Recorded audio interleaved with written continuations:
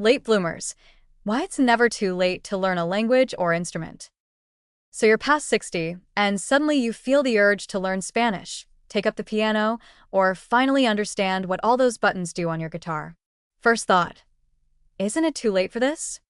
Second thought, why does Duolingo's owl feel vaguely threatening?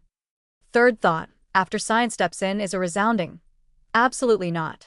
In fact, this might be one of the best decisions you could make for your brain, your mood, and your long-term health. Here's the good news. Your brain is not a fixed, aging hard drive slowly running out of space.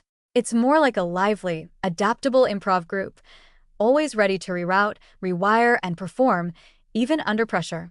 Neuroplasticity, the brain's ability to form new neural connections, is alive and well long after retirement. So, whether you want to master the ukulele or finally conquer French without accidentally insulting someone's mother, you're not behind. You're blooming right on time. Research is increasingly showing that older adults who dive into learning new skills, especially complex ones like languages and musical instruments, see remarkable cognitive benefits. We're talking improved memory, sharper attention, better multitasking, and even structural changes in the brain itself.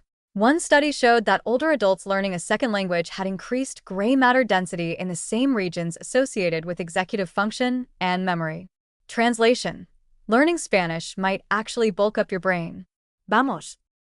Musical training, too, is basically boot camp for your neurons with less sweat and more Bach. Reading notes, coordinating your fingers, listening for tone and rhythm, all while trying not to look like you're fighting with your violin? It's a full-on brain workout. In older adults, music practice has been linked to increased processing speed, better verbal memory, and reduced rates of cognitive decline. One study even found that learning to play a new instrument late in life delayed the onset of Alzheimer's symptoms by several years. That's not just a hobby. That's neural insurance with a melody. And let's not ignore the emotional lift.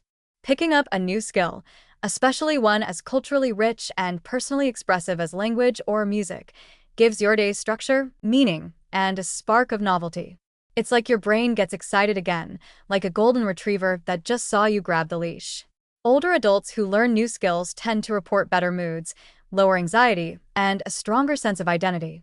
Instead of focusing on what's declining, you're expanding literally and metaphorically. Plus, you get to surprise people. There's a deep and delightful satisfaction in telling someone, "Oh, I just started learning Italian," or "I'm practicing jazz piano." Their eyebrows go up. Their assumptions go down. You quietly become the most interesting person at brunch. And the next time someone says, "You can't teach an old dog new tricks," you can casually reply in flawless Portuguese while tuning your cello. Of course, there are challenges.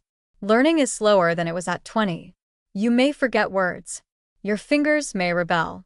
But here's the kicker. The struggle is part of the benefit. That effort?